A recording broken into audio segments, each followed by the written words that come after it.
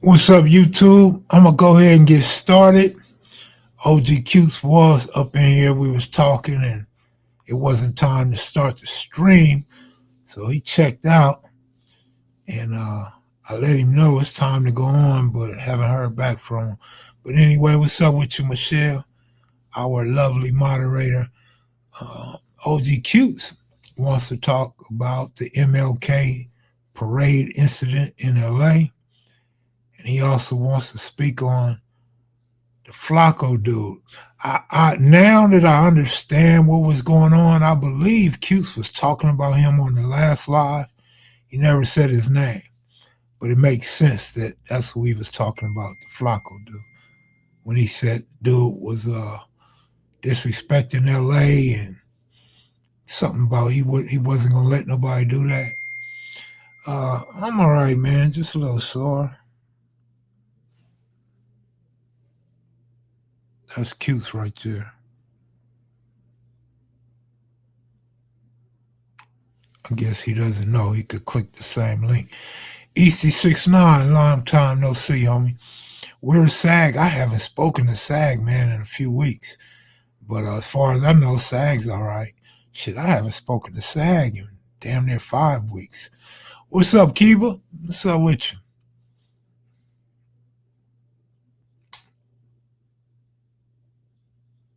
Fitz, what's up with it, man? What's up with it, Fitz? I was going to text you and tell you about somebody that's going to be at the meet and greet. It'd probably be cool for you to meet.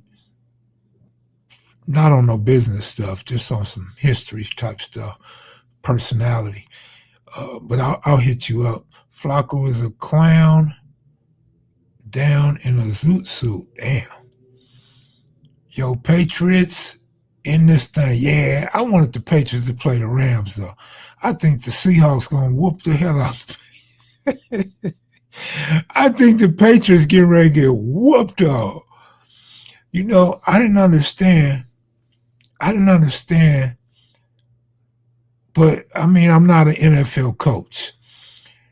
The blitz worked against Stafford. Why would they not blitz? I mean, against Darnold. Why would they not blitz him more? When they didn't blitz him, he was eating them up. And another thing, on one thing, they called it a blitz. Brady and them said it was a blitz. I don't think it was a blitz on that play where only the linemen came in and nobody got in. And Darnold had all day, and then he threw the ball to the outside. The two linebackers was just out there in no man's land. They didn't blitz or cover anybody. It was like the linebackers was playing zone and everybody else was man on man. That was a weird play. Then eventually Brady and them understood, and Brady said that was terrible defense. Absolutely. I noticed that off the top.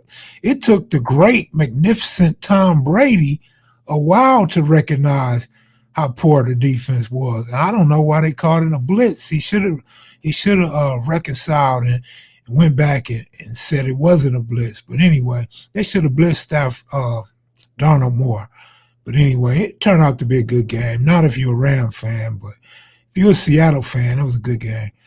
Uh, I'm a little salty because I wanted the Rams to get a rematch against the Patriots so we can see what they do with Stafford as opposed to what they did with Jared Goff. But shout out to the New England Patriots, man. Shout out to Derek May, Coach Vrabel, Diggs, Stevenson, all them dudes, man. They deserve it. They had a good season. They flew below the radar. Nobody was giving them props on their defense. Nobody gave May his props, but they put together a good season. I think, they raving about the Seattle Seahawks coach and the Rams coach. But I think Vrabel needs to be mentioned. I think Vrabel should get coach of the year. They won 4 games last year. They in the Super Bowl this year. What up, Q's? What up, Mac Kids and Maniacs? What up, brother Kev? Man, they done already said Flacco's a buster. Well, they agree with us, I guess. Shit. The Black Rush Limbaugh. There you go.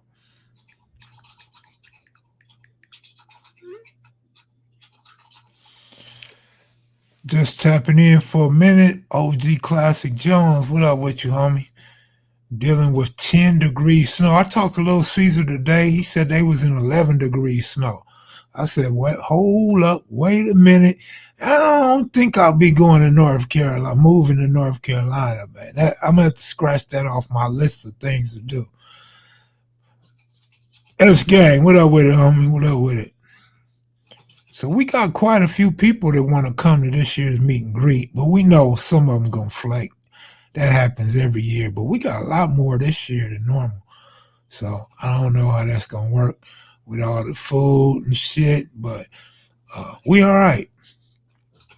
I talked to Two Pretty Kenny as well, man. I'm sorry, Q's. We supposed to be talking about Flacco and MLK. So what did you think about the MLK parade incident?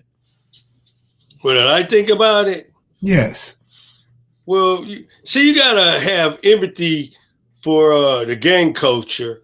So I could put myself in their shoes because I once were, original from those shoes. I wear those shoes. I wear those croaker sacks. So what I'm saying is that I understand. I understand that there's two things.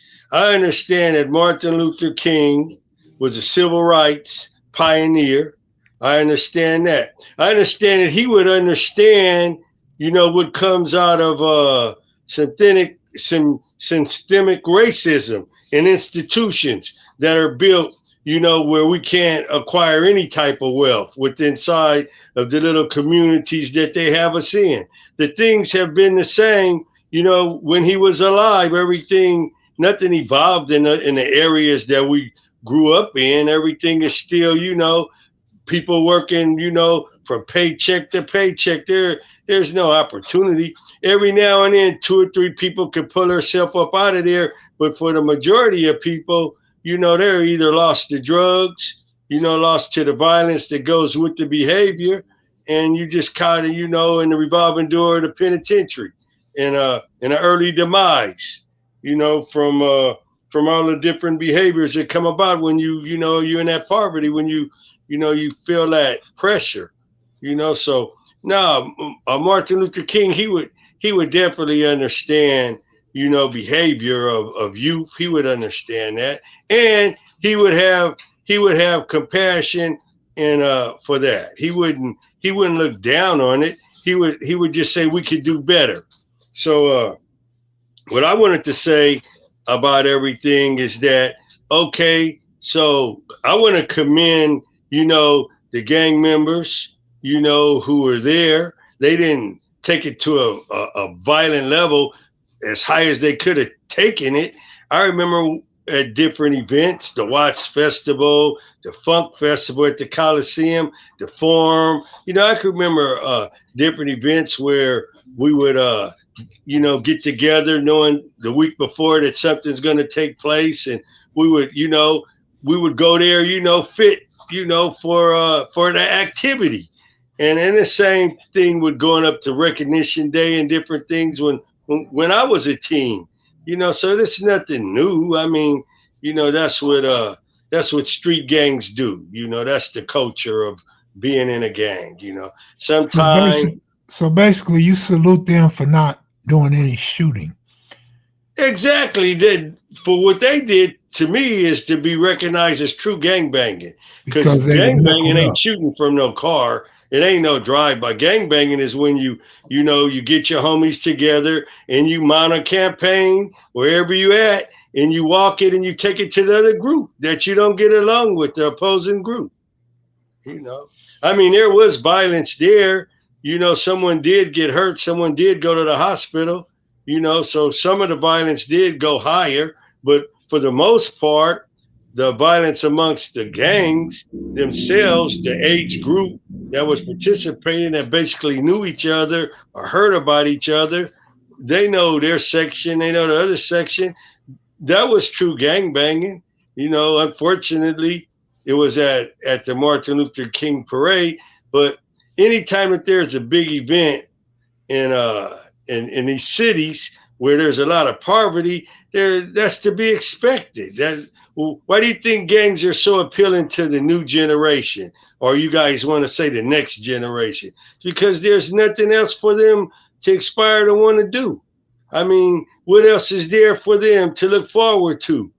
You know, they get excited. They are there with their friends, their peers, and you know, the lines have already been drawn, and so you know that's the way it is. You know, I mean, they didn't create that stuff. It was already there.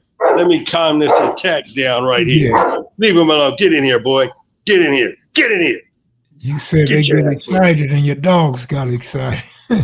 No, my dogs, they conditioned to attack. So they're doing what they're supposed to do. It's just like when you poor and you know you lack the opportunity that other people have, like in Westwood or in Beverly Hills or Brentwood.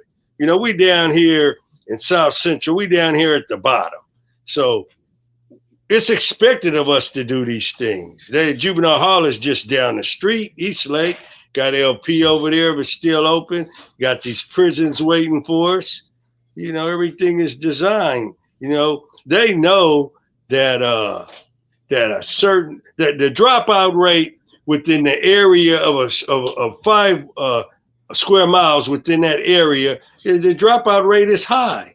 The incarceration rate is high. Substance abuse level is high, and it's always been that way.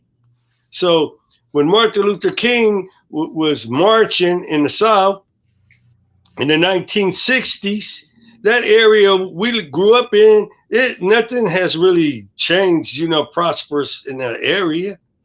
If anything, it got worse. You know, so the young people, you know, joining the gang is appealing. Well, what else are they going to do? They got to protect themselves.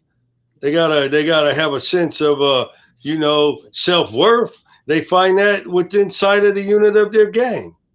You know, sometimes I would say to those that's acting all surprised and like this is a wild, once in a lifetime incident. This goes on every year. It's been going on for decades. Uh, as unfortunate as it may be, like Q said, at least they showed up to squabble their rival and put the guns down for the day. So, man, those kids are to be patted on the back. You look at them and say, man, I see a little of them in me. I can remember walking down the street mobbing like that. I remember feeling the energy, being with my friends and the excitement of the crowd and the noise and everything. You know, you don't understand. You don't understand that excitement that they feel. You know, now we can get the same kind of excitement if we jump from an airplane in a parachute. We go, you know, parasailing and we do all that, but that ain't available to us in South Central. You Michael know, Hawkins, what's up? I would say it's embarrassing for the parents. It's embarrassing for those that's not involved with the gang culture. But for the gangs, I figure that's to be expected and happens all the time. You're gonna hang out with your homeboys. You're gonna show up. You know that part of the game is normal.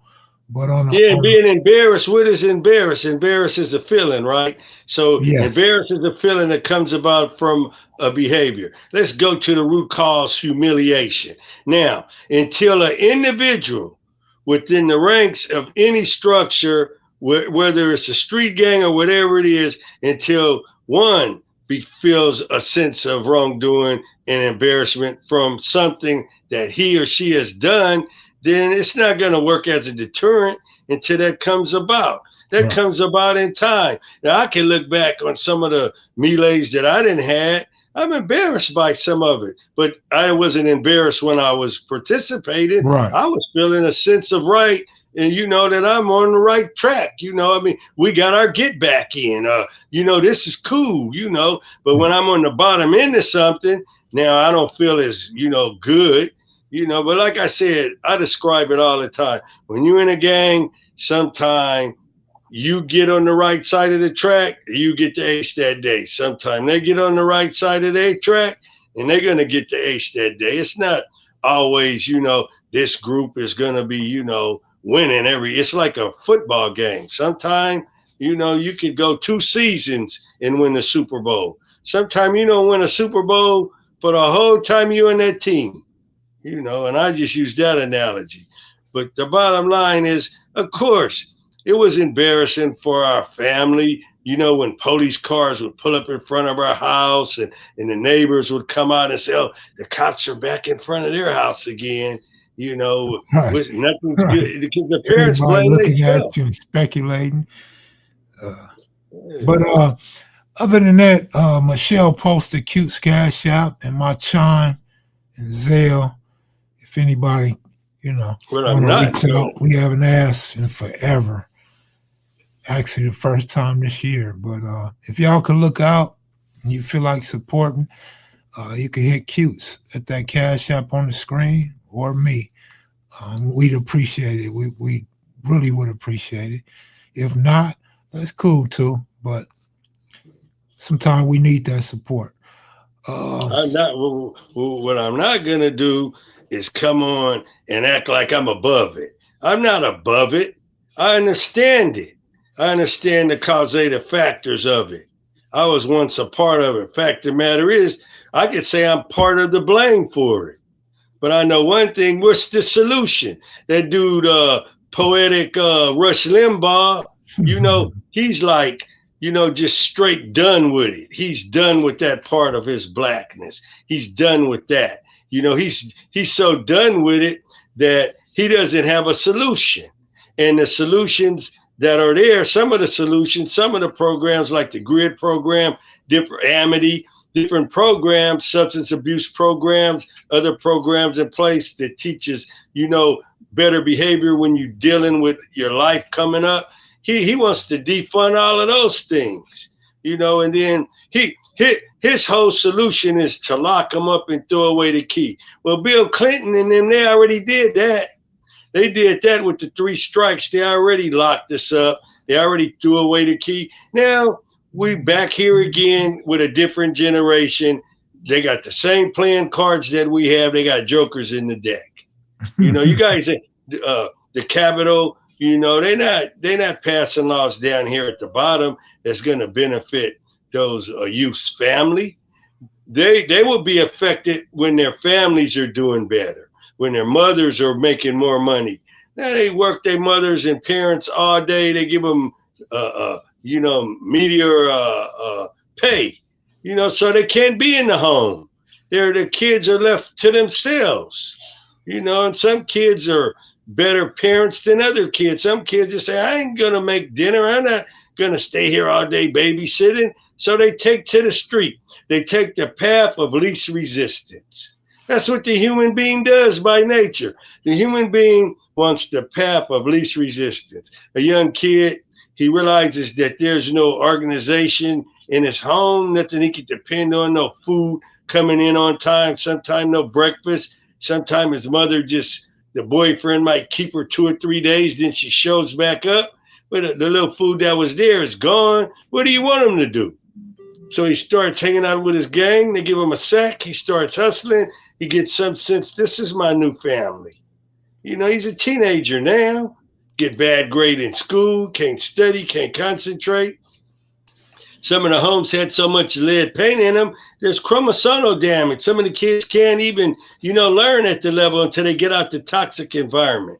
Then they start self-medicating, compounding the problem, start getting high. All that makes the developing brain, not develop so healthy.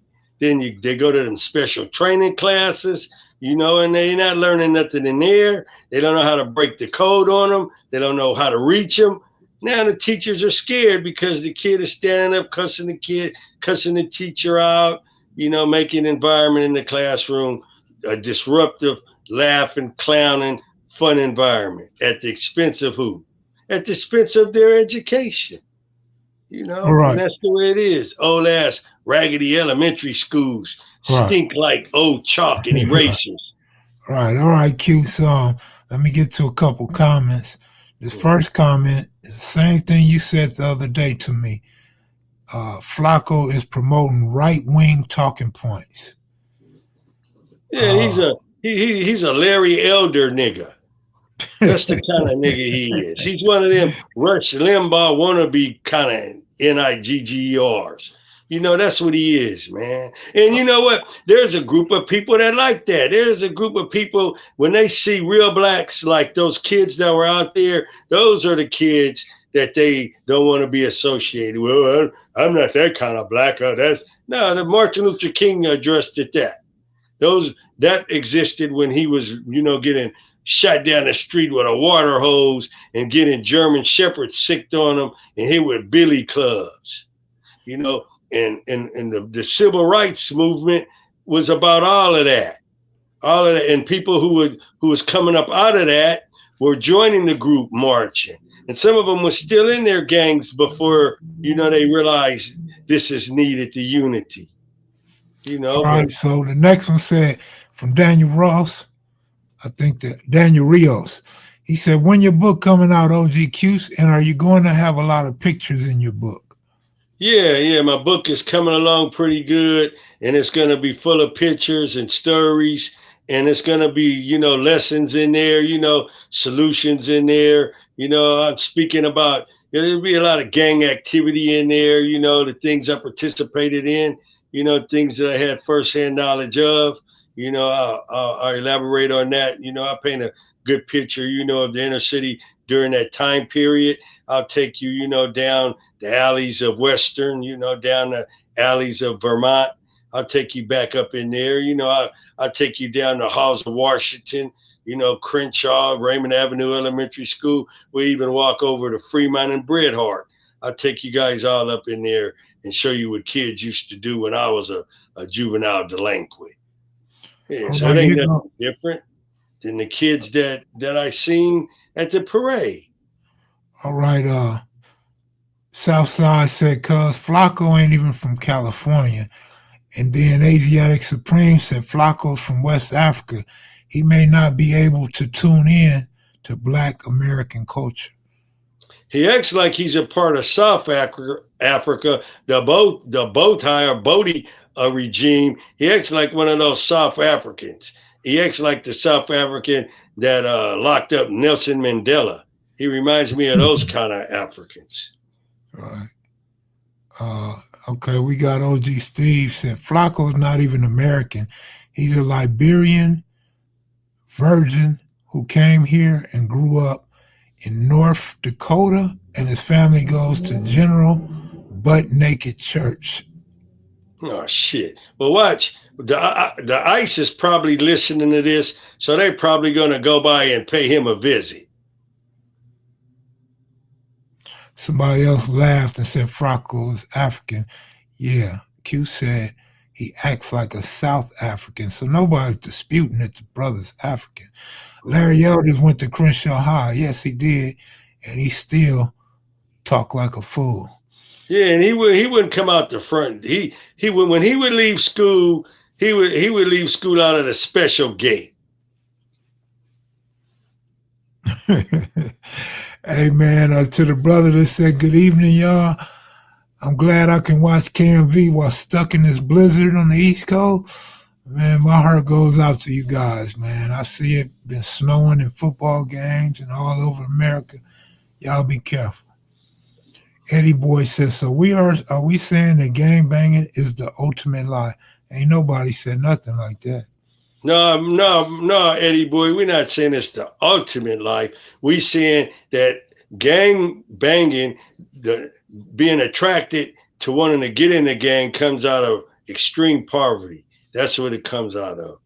A area that has been, systematically deprived, social, economic, uh, uh, uh, things that the bills, everything that gets passed in Washington, when they cut the pie, man, we grew up in a swamp of inequality. And in that swamp, what comes up out of it? Sometimes you get a Jew, you might get, a track star, or you might get a singer. Those are just a few of the good things that might come up out of it. You know how they say a diamond, it takes pressure, in order for a diamond to form. Well, there's not a lot of diamonds. There's more rocks than diamonds. And the pressure is the reason why, enough pressure. wasn't distributed the right way, or we all could be diamonds. We're not all going to be diamonds because the Democrats, the Republicans, those are the people that are in power.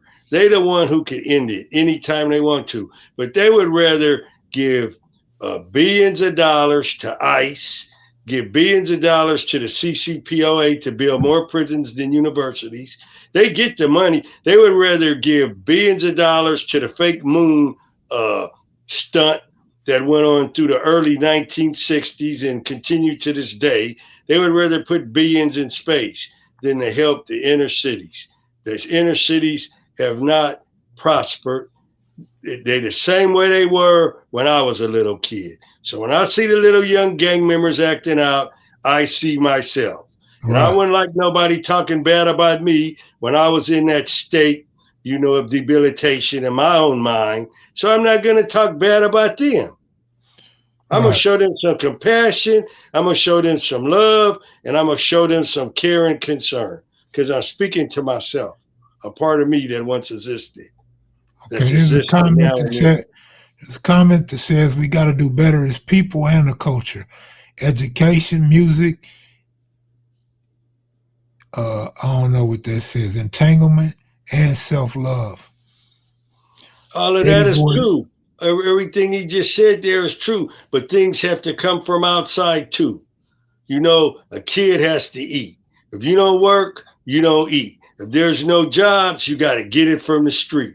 James Brown taught us that when we were little bitty kids. He said, "Say it loud, I'm black and I'm proud." Okay, we said it loud, we black and we proud, but what comes after that? Clench your fist and that's it. Hey, Yeah. Cutes, why do you think there are so many young suburban young black gangs or wannabe gang members? Because being in a gang is appealing. They like our soul. They like the way that we get down. When you live in suburbia, you got to realize that you got a better opportunity financially than the inner city kids. So you have more of a choice in wanting to be a part of that. But there's something about your society, the environment that you grew up in, you realize that everybody ain't caring for you the way you need to be cared for. So you have empathy for the inner city thugs and you want to be a part of it, and your empathy takes you right into our fire. You got to learn how to manage your empathy. I remember when I was a little kid, and this was before I became a gangster, and I would be in the car with my grandfather, and he worked in East LA over there by the county jail. Remember I told you he helped build the county jail. He was a welder. His name was JB Pitts. And so as we were driving right there over there crossing the tracks over there by Lincoln Park, we would pass down this part, and I would say, "What is that? What is this? What is this wall right here, grandfather? What is that?" And he said, "That's where all the bad kids are." That's all he would say. That's where all the bad kids are. Few years later, I'd be on the other side of that wall. That was East Lake Juvenile Hall. So East Lake Juvenile Hall, it's been there a long ass time, in the city. And they built it right there where poverty is at. That's where the kids end up. The school system washed their hands with them. All that's gone, man. They put you in juvenile hall. They give you probation. Now you're on paper. You're on paper for delinquency. Some kids are there just because their family broke up. They've been getting abused. So they're a ward of the state. All the kids in juvenile hall aren't thugs. Some of the kids are in juvenile hall because they being transitioned out of adopted homes and whatnot. And they don't got no place for them because there's not a lot of placements. So they got to stay in limbo. Southside said, "Cuz we all been there and done that." Uh, ICE is hiring white ex-cons just released from prison. Cutes, we do think Exactly. there are so many young suburban black. I already read that. What do you say? Young blacks from great homes trying to gangbang. We got to know the truth about our souls. People be trying to hide the truth. With age comes maturity. Even young gang members mellow out with age. Of course, because Everybody doesn't mellow out. There's No, a group. there's a few that won't. There. Huh? There's a few that won't, but the majority do. Exactly. But I was going to elaborate why some won't. The reason why some will never mellow out is because they don't have the faculty. If Eddie, something's wrong, they Eddie, don't boy, mature. Eddie Boy always point fingers at the OG. I think it's hilarious to me. He said, well, it hasn't been done on the highest level. The OG sweep too much under the rug. The rug not saying you, but that is the fact. Well, That's why I got off the I learned EC. this. If you if you look at the young people and okay, in my gang in my day, we would beat each other up. So we would get control of each other by giving each other a good ass whooping. Okay, that only lasts so long. You know, that's a deterrent. You get beat up a few times, you behave. You know, you go like, okay, we come up in homes that beat us up. You get whoopings, you get hit at school with wood. Okay, it works for a little while. You're good until you leave out of there or till the sting goes away. And then, after a while, you back off to the races doing the same thing. But what the kids need is they gotta want it for themselves. Ain't no OG going to change another guy's behavior and permanently. Permanent change of to it goes into good behavior. The individual has to want it for himself. When I'm in prison, I can act nice if the gun tower's right there. I could just be the nicest person in the world. Even sometime when the gun tower was right there, I could show my ass. But for the most part, I know the gun tower's right there. So I'm going to let some things slide if I know the gun tower's right there. So that behavior that I'm displaying, that's only behavior brought about by a force that's over my head. That behavior doesn't last. Real change comes from within. If I want to reach the kid from within, then that takes time, and then he grows from that. Everybody has to want it for themselves, man. I'm not more responsible for your life than you are. You have the final say so in your life and in your behavior. Right now, while you're free, you get locked up, you lose some of that. No, you lose a lot of that when you get locked up. All right. Somebody said, Eddie Boy, you still trying to sue? And somebody said, Eddie Boy, you going to run that fade with Cowboy? Eddie Boy beat Cowboys' butt. Cowboy got squabbles, though, bro. Cowboy Eddie Boy got. I thought you meant 6-100. Excuse me, I overspoke. I that's thought you meant. I thought Eddie you Boy. meant That's 600. Eddie Boy's partner. Eddie Boy ain't fighting 600. Eddie Boy can throw some karate. Eddie Boy got that stick. He whooping Yeah, their ass. Eddie Boy can break out with the chuck sticks and he can throw some karate. Shit, I can't. I don't like fighting them kickers. Kid, they was talking about you on Clubhouse about that IFG case. That's cool. They could talk about all they want. Mm-hmm. They can do whatever they want in the clown show. I tell you guys what, though. And it wasn't even IFGs, but all right. I'll tell you guys what, man. What we need to do is try to quit putting the young people down. Because when you were a little kid, you didn't like to get put down. And when you were a little kid, you embarrassed your family a lot. I can think of all the times I embarrassed my family, but that doesn't matter. They embarrassed. I wasn't embarrassed. Right. So exactly. I become embarrassed that I'm going to change my behavior. I thought you were talking about the incident. I'm feeling the same way about that incident. But first of all, they don't even have the right information. So that's not even nothing you want to listen to because obviously they don't know anything about it. Cowboy got hands. Cowboy will whoop wax ass, says somebody.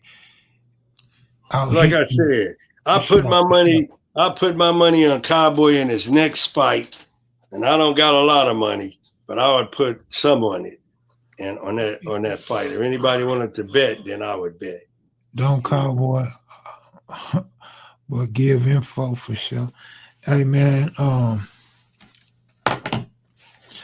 yeah, hit me up and let me know. But first of all, Clubhouse ain't my thing. So anybody on Clubhouse speaking on me, thumbs down. quick. What can we do to make the youth listen? Uh, Okay, this is what we could do. Stop hollering at them. Stop, looking at them as an object and not a person. Stop calling them names. Stop thinking you better than them because you're not better than nobody. Your behavior might be better than theirs, but you're not better than them. Don't color the whole person bad. Stop doing that. Become intelligent enough to realize it's the behavior in these youngsters you don't like. Okay, so they can learn new behavior. They can't change the fact that they black, tall, short, wide, skinny. None of that can change, basically. You know, some of those are the things, that's just their whole makeup of who they are as a person. They can work on their behavior, but they right. got to see it. They got to see a need for that. They're at the fun stage of gang banging. This is the happy fun stage. It's hard to reach a kid in the fun stage. Unfortunately, you know, they're going to go through the system, some of them. Some of them might reach an early demise. I hope not. But, you don't got to be a fortune teller. It happened in my generation. Some of us Happen. got killed young. Some of us, stayed in the penal system. Some of us lost our mind. Some of us just, wandered away. Some of us became, you know, eccentric. Some of us became crazy. Some of us committed suicide. Some of us, you know, turned out all right. One size don't fit all, you guys. And that's what's going to happen. I mean, that's part of culture. That's what you have to expect. May not be you, it may not be me, but it's going to be somebody. So he said that's how we can help. Get knowledge on the afterlife. People, man, that's a tough one right there. Well, that could be a deterrent. Maybe they have a sense that they'll go to hell. If you continue, that's what the church does. If you continue sinning like this, you're going to wind up in the burning pit. So maybe Hell, that'll be a deterrent. no, Yeah, hell, no. Hell, hell. Hell is going to be like jail or prison to where you would think it's a deterrent, but it's not. So you would still Yeah. have motherfuckers saying, man, put me in the fire until they standing in that long line waiting to get burned. Yeah, and then you get burnt in hell. Then you still crazy, and then you ask the devil, "Well, is there a hole? Put me in the hole." All that shit is bullshit. Dino, If what there, up? we in hell now. Some of us are in hell right now and Yeah, don't right. realize it. They try to make you think that there's a worse place than your poverty. There gets no worse place than your poverty. My man says I Poverty. promote getting CDLs to the youngsters in my area. The money will change their CDLs, life. man. CDLs will change your life, man. But there's not enough to go around. There's not enough money to go around. To get my CDL, that was $4,640, and that was back in the early when I get out, early 2000s, mid 2000s. That's when and those grants aren't for everyone. It's hard to get a grant to go to a school. They got just see that's where we go back to the government. The government only allocates a certain amount of money for the inner city for these training programs. They don't give enough for the number of youth that need that. And that's where the kids go to the gangs. See, they cut out the herd. See that you guys don't address that. We got a large number of inner city youth that are cut out of the herd. Those are the Salute to ones. you, Kev Mac and OG Cutes. Cutes, that's a fact that we will have the final say so in our lives while we still able and living. Sometimes it doesn't feel like it nowadays, but we do. That's right.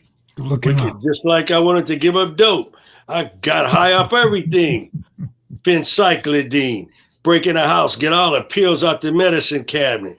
Drink all the alcohol, bitter lemon, ripple, all through the liquor stores. Pulling raids, all that shit. I just wanted to be high. I didn't want to accept life on its own terms.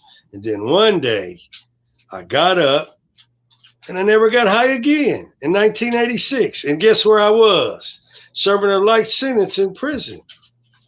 The light could come on. Just don't let it come on when you got a life sentence. That's when you really start feeling the seriousness of your incarceration and your Cubes, misery. how often did Tookie drink yeast and chocolate milk like Monster Cody said? We used to drink that shit every day. Damn. The yeast came in a block wrapped in aluminum foil. They had to keep it in the not the freezers, but the cool part of the grocery store. We'll get it all. I don't even see it in there no more. I don't see brewer's yeast in there no more. Anyway, for those of you who want to know, brewer's yeast is like it's like vitamin B12. It's a strong. It's got an anabolic effect in your body. It's good for you. Scully Blue said, go work for a trucking company and it's free. You have to work for them for a year or more, depends on the company. And Rich Royal said, we're giving our soul power to beings that will not save us in the afterlife. Well, see, you got to take some of your power back now. The power of choice. The human being which separates us from all the rest of the animals outside, we're the dumb creature. We have the power of choice. We could take advantage of that. You could choose, we all experience time all around the world the same way, but what we do with the time, that's what makes us different. So you wake up every morning, what are you going to do with your time? Poor people in jail, they're wasting their time. But even some of them inside of there, they're trying to harness, the time. They're not letting, they're not doing time. They letting time serve them. In a plaque in Sing Sing, that's exactly what it says. Don't serve time, let time serve you. So become proactive in your life. Do things that's going to better your tomorrow. Go to Tookie a said, training I'm school. finna blow up like bread. Oh, yeah. Salute to you, cutes. Thank you for letting these youngsters know they can do it. Even the old heads can make a change. You're damn right, man. I done did the same thing them youngsters did. I done went to gang meetings. I done plotted a strategy. Everything they doing, I done already done. They walking through my shoes. I don't need to walk back through theirs. I already wore my boots out. You ever wear out a pair of prison boots? I wore out over shit a countless number of prison boots. You know how long you gotta walk and stay in prison to wear those boots out? I used to wear them fucking boots out. You didn't even want to give them up. You didn't have them so long, they become a part of you. Then you realize you got to give them up or give them to Big Rick to resole them. Big Rick, resole these ones, man. I don't want to give them up. Cute, you got to give them up. You got to throw them away. Well, the new boots hurt, man. You got to break them in. Yeah, you got to pour baby oil all over them. Soften that leather up. I never knew that. Cutes and Yeah. Kev, what are some of your favorite movies? I'm not a big movie guy, but all the old school black films I enjoy. Anything hood I enjoy. Drug dealing movies. I like my favorite movie is when dude said, "What is that nigga doing on that nag?" That shit had me laughing so hard, boy. That was my favorite movie. Well, Django. Oh, Django Django. will go down as my favorite movie. And then To Kill a Mockingbird with Gregory Peck, because I watched that when I was a little kid with my grandfather and grandmother and auntie. That was the first time I went in a theater, and we watched that movie. So that was a good movie. I didn't quite understand it when I was that little, but then I read the book and I watched it anytime it comes on. I like Oh Yeller is my favorite movie. I like movies Oh, that can yeah, give I you remember some, that. The dog. yeah. I like a movie that can give you some sentiment. I Yeah. like that. I like movies that make me feel it. Like the Batman. I like the Batman when he hit the corner in that motorcycle and his cape was blowing. That scene, the whole movie, I just liked it. That one scene, I kept playing that over and over. I was like, They, that was hard. yeah, I used to like Which Way Is Up. Anything with Richard Pryor, Cheech and Chong, I like. But somebody said the truth is in the movies. I like watching old movies. It's different. Upstate boots in New York, like Paper Sale, wear out in 2 days. What the hell? Where were they? Made out of paper? Cutes knows the movie Shane. I drive a truck and I don't have a CDL. I make a lot of overtime, 65 to 70,000 a year. Yeah, you only need Standing a CDL when it's air brake. You don't need a right, CDL if you rent a U-Haul truck. You could just do it with your regular class license, right. regular license. You don't need a class. To Kill a Mockingbird was a cold movie. Had to Yeah, read and watch it in high school. yeah, that Somebody was somebody said, "Cuse, when is the first time you ever heard a Crip?" the first time I heard a Crip was in school. I was at school, and my brother said he said your friend started a gang, and I said who? Stanley. I said no. I said Stanley. So I thought Stanley had just started the gang that he used to tell us about when he was going to Fauché. And then he said, no, he started another gang like that. And then Hmm. that's when I knew. I knew that there was Crips coming. Remember Believe the it or not, Poltergeist? I heard about Crip first on the west side before I heard about Raymond. Because Hmm. remember, I met Raymond at the park when we went to get recruited, but Right, Raymond said we ain't doing no recruiting today right. like that. That was after my you know, the Magnificent Seven had gotten into that trouble with Donna Archie had gotten that trouble with us. To Kill a Mockingbird, Gregory Peck, rest in peace, and Robert Duvall is still living. Did Raymond start Crips in Fremont or Edison? I don't know. That's East Side, probably Fremont. It's supposed to have been Edison. He left that school Jimmy Lavender went to Well, and went to Edison. Jimmy would know that history better. Jimmy just did something on the Hood Post, man. So go check it out. Go check what Jimmy was talking about on there. Jimmy also been over here, and Kevin asked him a lot of questions.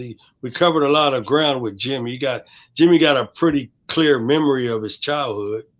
Can't you can't go in there and knock it down. I mean, I listen to Jimmy. I like Jimmy. I like the Bishops. How He did you said, not "Oh, like the boy, Bishops? Kev, you coming with one too?" And fuck Flacco, weird ass. Flacco, I know is light skinned and from the front. Oh, you talking Okay. about Talking talking about about another Mexico. Flacco. We talking about Flacco, the other. We talking about this dude, black dude named Flacco. Right, That's what we talking about. right. Jimmy said Edison. Yeah, that's what I'm saying because he left the school Jimmy and them went to go to Edison. Then Yeah, he well, went to when Fremont. Raymond was going to Edison, I was going to Raymond Avenue Elementary School. I was like in the fourth or fifth grade. Hmm. Dana Garrison, good looking up. The Crips, it's a Bible, cutes. That book will be nice this summer. Well, we working on it. Me and my buddy, we almost got it done. I'm trying to get him to wrap it up. He got me putting filler stories in there now, but I got to take my time to refresh my memory because every filler story got to be authentic and real. I don't do no fiction. Michelle, good looking up. Um, which Crip side came first, Watts or Compton? Well, you gotta say Watts had came first. Didn't Mac Thomas come out of Watts? Yep. And then Tookie Jimmy go live Huntsville. over there. Then Tookie go live over there in the projects. You know, Yeah. over there when stuff was starting to turn PJ crip over in Watts. that area, and you had the Day family and all of them. There's rich history in Grape Street. You could get a lot of history up out of those brothers. I like for people to tell their own story, but for my recollection and my memory of being in Watts and coming through there, it was pretty early. Jimmy Lavender clarified that he knows Q's family is related to Space Ghost. He didn't know Q's is related to Rusty. Initially, he stated Q's and Space Ghost was not related. I remember that.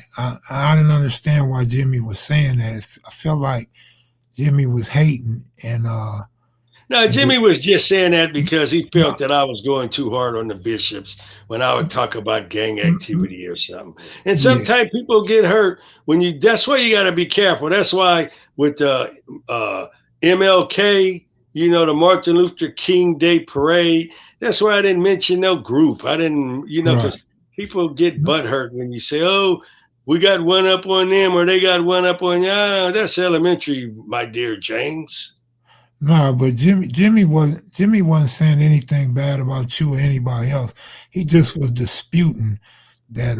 Oh yeah, that made me laugh when he did. I had to describe my cousin's house, his father Right, Robert. I had right. to describe, how many siblings was there. If there's anyone left in that family, and I hope there is, I love your brother. You rest in peace with my brothers.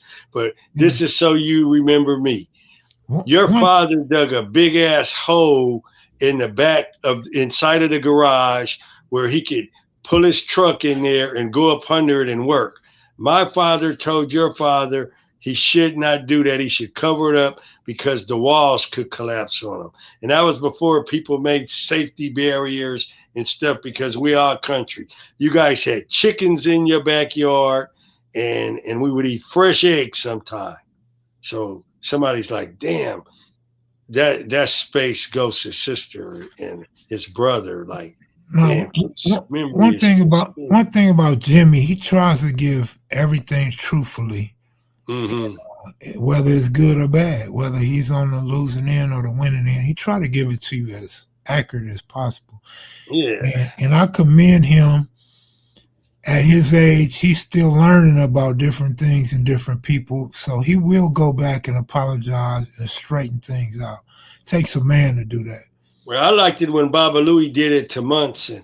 I like Yeah, when people realize that the G ain't telling a story and they fact check it, and then someone says, "Damn, Space Ghost was cousins to the Bells." Yeah, yeah, their father Robert was like first cousins to my father.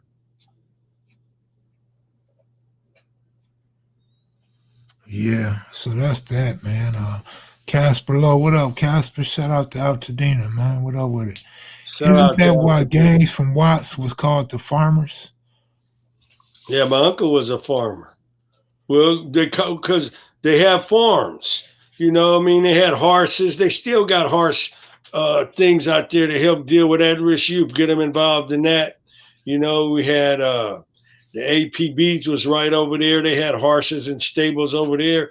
Man, we grew up around horses and chickens and whatnot.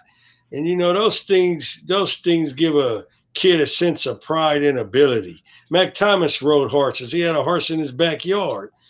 People grew up, in certain parts of Compton. My Uncle Al, they had chickens in their backyard. He used to ride horses. They would go over there in back of Enterprise Park. You walk back over there into the stables. The horse tack and everything was back over in there. You learn how to clean up stuff. Remember, I took the picture with the pitchfork. I grew up on around horses. I worked at Hollywood Racetrack. My Cubes, how grandfather did you owned meet horses. Chicano from Magnificent Seven and what became of him as years went on? I met Chicano at Horse Man. He had roughed up baby Pookie, and all the girls were mad because Chicano had roughed up baby Pookie. So they came and got me, and they said baby Pookie got jumped. So I ran over there. I said, "Come on, show me the dude who jumped you." So we went over there, and it was Chicano. So I said, "Hey man, why you jump him?" He said, "I didn't jump him." He said, "I went head up." He says, "We went head up." I said, "You went head up? Why you say you got jumped?" This guy, I said, "Well, fight him again." So they fought again, and the security came, and then everybody wanted to beat up Chicano. And then I said, "No, y'all ain't jumping him." I said, "He didn't do nothing wrong like that, y'all." And he said, "Hey, what's your name?" And I told him my name, and then we became friends. But he only lasted like maybe two or 3 weeks, and he went to camp, and then I didn't see him no more. Then he got out of camp, and then we AWOD, and we were out of camp at the same time, and we started fighting Van Ness boys together because they had shot Chucky, and then we didn't plan the AWOL together. He's in Camp Page, and I'm over here in Camp Gonzales. But we all wound up on the street, out AWOL. So we became closer. You What's the age difference between Mouse, Cutes, and Rusty? 2 ages between me and Mouse. A year between me and Rusty and Little Lucky. 2 years between him and Rusty. Why did y'all yell West Side verse when hitting the yard versus joining the organization? Was there a black organization when you touched down? No, because they had roughed up Raymond. So we already had a bad taste in our mouth when we were going through camp and juvenile hall. You got to realize Raymond touched down in the prisons before he superseded us. And if our leaders not getting along with these dudes, and we troop to the blue, we go whole animosity toward it. So when we got there, we felt like we didn't need to, be a part of that, even though that there were Crips who went in there and turned their back on Raymond when all that was going on, and they still joined that stuff, then that's on them. But I I would wasn't like gonna to I talk to a wasn't few gonna of them, man. go that way. I would like to talk to a few of them in the interview. OG Q's, how did you and some of the other OGs from all the other sides stay sober while y'all were in it all those years? Some of those OGs' memories and minds are still sharper than some of the younger people. We just realized that it was not a time to be playing around. And if you're gonna be poor all your life, which we were, the only thing we should value is our mind. So we start valuing our mind and our health and taking care of ourselves. A lot of people, Let me say this to the brother.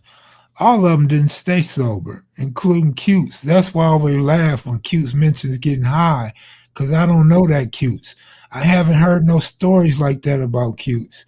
So it just, it tickles me to know Cutes is, got down like everybody else got down. yeah, I did everything that all the other poor kids were doing. I just got OG my Cutes, sobriety in 1986. OG Cutes, do you celebrate Black August? Yeah, I celebrate Black August because Black August was when George Jackson got assassinated.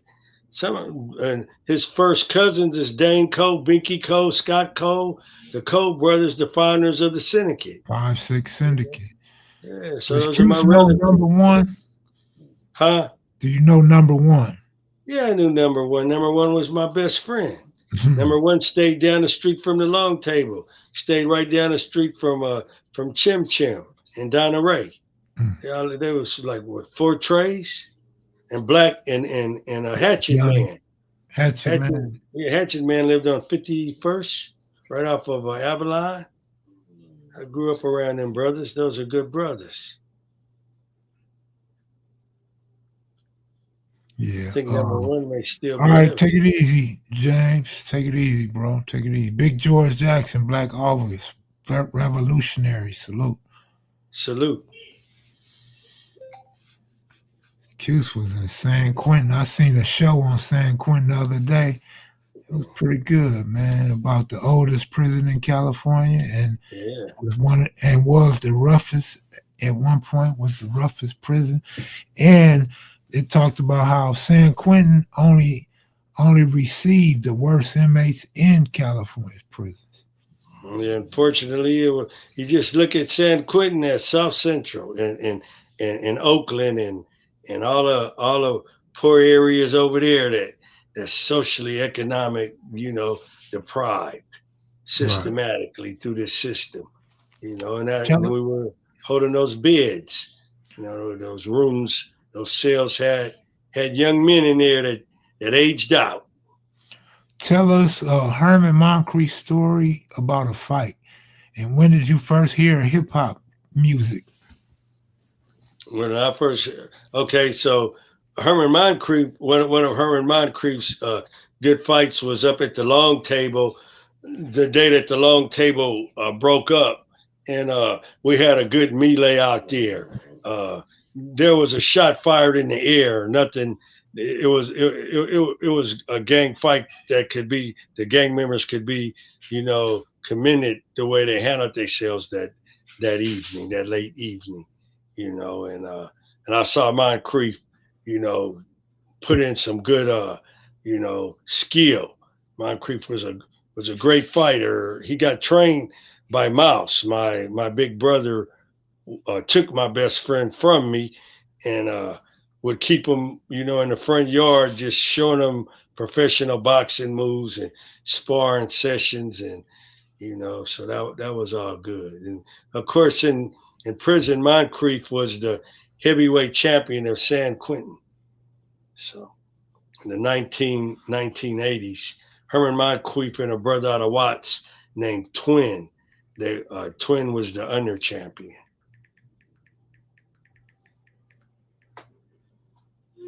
And hip hop, the first time I heard hip hop was in 1979. And I don't know if you guys want to call it hip hop, but the first rap song I heard of you classified as rap was Rapper's Delight. Yeah, 1979. Hmm. He said, thanks for the story. Cutes was a neighborhood name around when Raymond was alive. Did he agree with the different names of sets? I can answer that real quick. Yes, they were still around. And he tried to pull the East Side together. So obviously he didn't like the different names of different sets. Exactly. Thanks for the story, Valley Ridge. What did Big Keystone say started the Las Vegas 60s, Kid Mac? He said one of the Springers.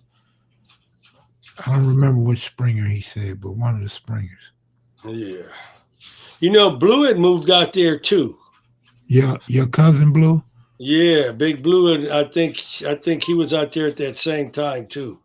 I remember there was some replants that went out there. I know Blue was out there because he had got married, and him and his old lady were living out there. I got word of that from inside. That was Uh, early on. what about the Double Dutch bus? I liked it that one. I was in Folsom when that came out. Did you like Shackles? How did Shackles go? Shackles on my feet and all that shit. No, I probably would like Shackles because I had Shackles. I had fucking Shackles. I can't see no humor in that shit. Oh, shit. Cutting through your socks, making you bleed. Nah.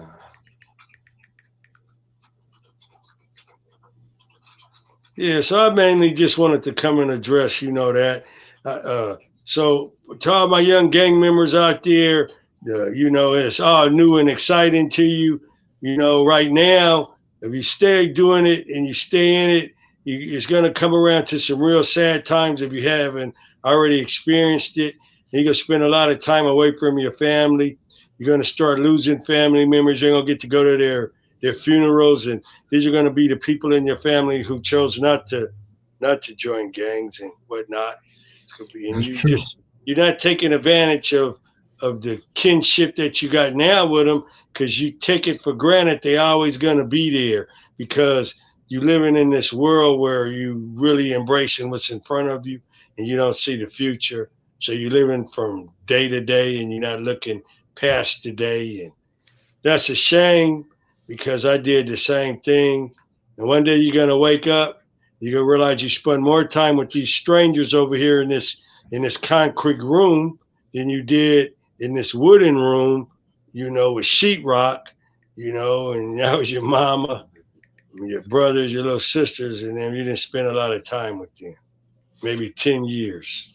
All right, so two more questions, Cutes, before you leave. So, Cutes, did you know bounty hunter Michael DeRoe? Yeah. Well, I put it like this. I heard of Bounty Hunter Michael Duro. The All bounty right. hunters that I personally knew was Joe Barker, Ray Barker. I knew the Barker brothers, and I knew I met the other brother we did the video of, the good fighter out of there, Ray Boyce. Oh yeah, you know him. Ray Boyce. So there were more bounty hunters that I knew, but I know David Wyatt, yeah, the second generation bounty. I knew BJ. Who else? Where's these other bounty hunters? There's a lot of bounty hunter. Baby Rat. I knew Baby Rat. They say Big Belgium wasn't a bounty hunter, but I beg to differ. But if the bounty hunter say he wasn't one, then he wasn't one. We thought he was one, so that's what mattered. All right, Cuse, do you have things you want to do that you have not done yet? Well, as you know, I'm getting in that time of my age. You could call it almost the twilight time, and I don't have unrealistic expectations. So, I'm just glad I got a second chance because my victim or victims, they didn't get a second chance.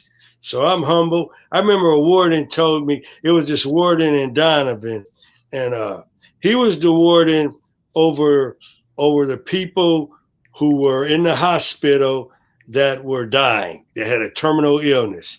So they had a certain warden for that. And so this warden took a liking to me, and he told me when I got my date, he came all the way over to tell me this, and I was in Amity, and he said, "I need to speak to Bill." And I didn't know this dude had his eye on me. I didn't know he knew who I was or I existed. But he said, "Hey man, I've been in this prison this amount of time, and I was there for 21, 22 years." And he said that he knew of me, and that he would see things about me, and he says he likes to learn a person, on his own. He don't like to look at a person's rap sheet, because he said that's what he was telling me all that. And then he told me to remain humble. He said always remain humble and don't get arrogant. And then I said, all right, I won't. And he says, I think you going home this time, like that, because it was like my third or second date. The governor had taken a couple of them from me, so I just remembered that. I remember the dude, showed me some empathy, and he told me that when I was up there inside of Donovan. I just thought I would share that. Danny And he, Garrison said, I just want to wake up tomorrow. yeah, Who yeah, wouldn't have had a fight? Big Kev, Yo brought you to our church when Dada is the pastor. You know the truth, brother. that's right. Yes, of King Black Jesus. Yeah, the victors of my people, man. You know the story about Saul and Paul in the Bible. Well, Pastor Victor was Saul back in the day, and he made a unique change in life, and he's very sincere and dedicated to doing what he do. Very good man. I don't have anything bad to tell you about him. He's a man of his word. He's very caring. He's authentic, and he had a big name in the streets back in the days. I need to ask him what actually happened, but something happened where he was in like Venice Beach by himself, and he did the Immaculate. He came out just unscarred, and his name rang for years. So people kind of feared him. He's one of the tough guys in the neighborhood. You see, he's still big and swole, but he's serious about what he do, man. He's a caring individual, and he has a loving family. And me and Yolanda was in the sandbox together, man. What, like 5 years old? And so we gonna have that forever because it's already been shit over 50 years of being friends. So if I never see or talk to her again, we still gonna be partners because we got that bond from kindergarten, and she's always been cool. Matter of fact, both of them actually stayed in contact with me when I went to the hospital. So, they pray for me and they call to see if I need anything. And look, funny story. So Yolanda calls me and she said, hey, I love you. You the homeboy. I'm checking on you. I'm always have your back. She said, you need anything? And I said, yeah, I need like some apple juice Yeah. and some crackers and soups. And she said, oh, okay. All right. Well, I was just checking on you. Talk to you later. She ignored that I wanted something. I thought that was hilarious. But she's a good woman, man, good girl. She got a husband. I want to say he's from the other side, the orange side, I want to say. But Always been cool, respectful, neat, clean. They good people, man. They really good people. Yeah. Well, I like you talking about a transformation. How you witnessed this brother's transformation, or you heard about it at Sal. And so what about the other brother, Rip? You know, With the church, yeah, Rip's always been a good dude. I didn't know Rip like everybody else, but I met Rip, I want to say in 1982. I was with Lil Looney. Me and Lil Looney was on West Boulevard and like 58th by some apartments. And Lil Looney knew Rip. And so they talked and, I was there. But I didn't know Rip from like 82 to the 90s. I had no association with Rip because we got several homeboys named Rip yeah, and Rip and Rippers. But so when I met him, in my lifetime, he was always a good brother, real homeboy. I remember I gave a picnic for all the lifers from 60s that came home.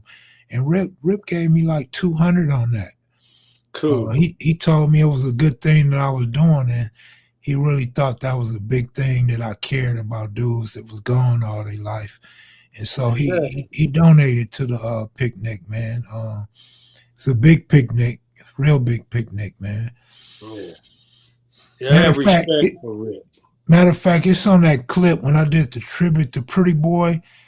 Um, that actually came from that Lifer picnic with Bad News, Mumpy, Big Rick, uh, How come you? Shyster, How come Doe y'all didn't Eye. invite me? How come y'all didn't invite me to the picnic?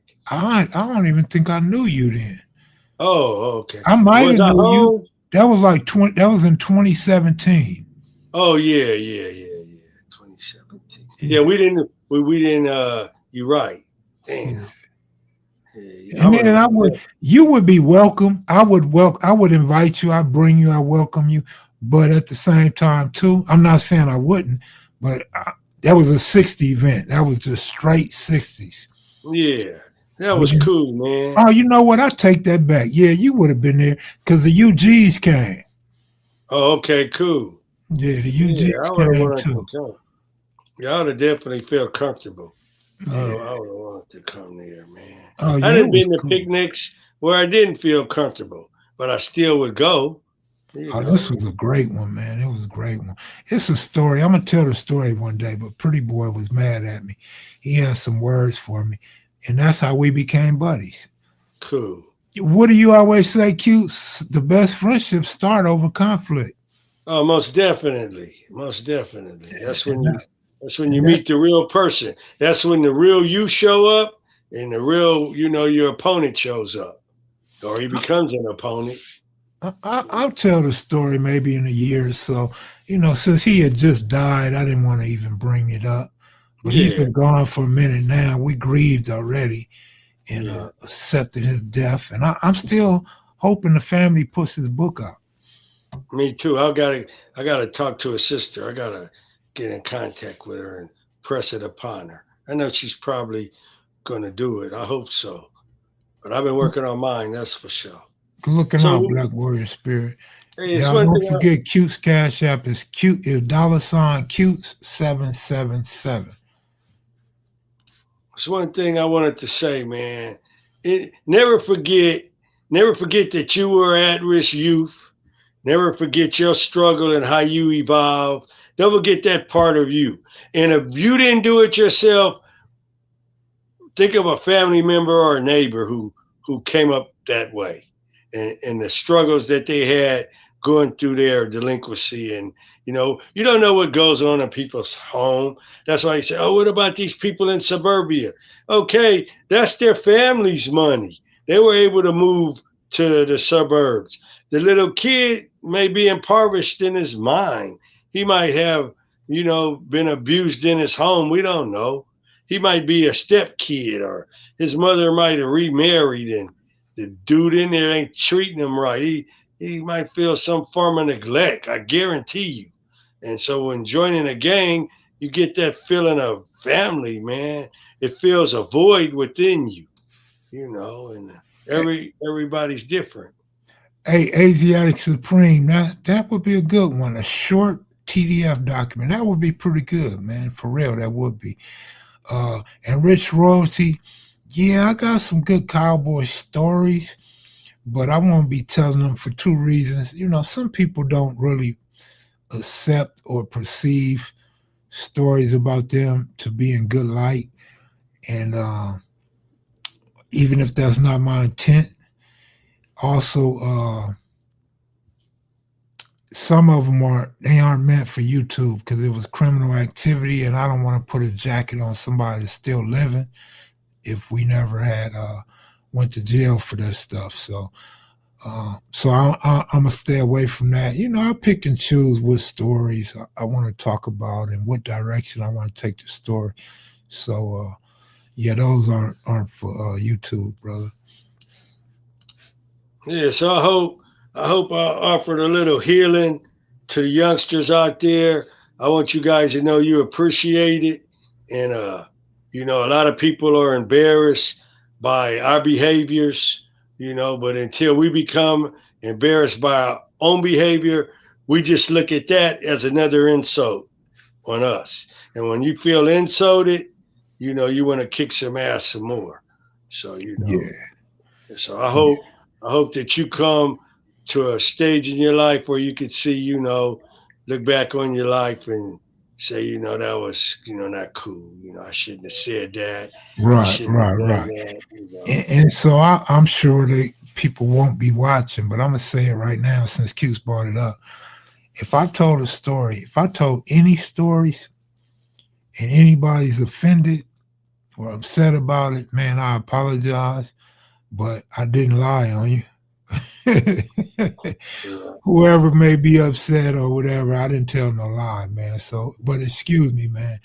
This this genre that we in, it can be real sensitive, and you have to walk a narrow line in telling these stories. But I love all my homies, man, especially the ones that I grew up with, the ones that I raised, the ones that I looked up to. I got love for all the homies, man. I don't have no ill intent to none of the homies. But there is this one rat out there. There is this one lion. I'll leave it alone. Mhm. And I love the complete gang culture because I understand it and I know it's levels to it. And all the apples don't get ripe on the tree at the same time, but at least you still on the tree, and when you decide to fall off of the tree and you hit the ground, some real change could come in when you hit rock bottom. My change came from rock bottom, so I didn't Right, get ripe on the tree. right, I got ripe on the ground. right. Good. Looking out for the comment, Rich Royal. I missed the comment that I wanted to respond to, but yeah, man. Gotta be careful with this content. You see all this shit going on with all these other content creators right now.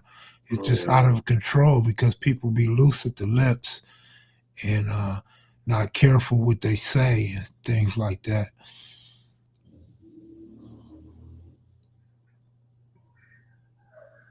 He said, "Talk like a duck and quack."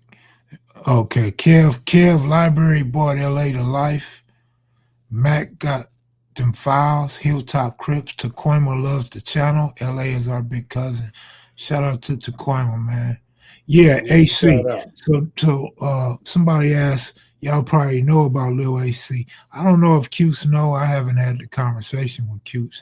But the guy that I interviewed, guy that did a couple of rap songs with AC, calling himself Lil AC, and AC's son, he's his picture and videos are being passed around like a bunch of them, and they're calling him a fake Black Panther, and they think he's infiltrating the movement, and they putting him on blast. But yeah, that dude I interviewed, and he was claiming Pyru at the time, and yeah, he came to Vegas when I was homeless. Him and AC a couple times when I was staying in them hotels, motels, but yeah, I miss AC, man. AC was a good dude.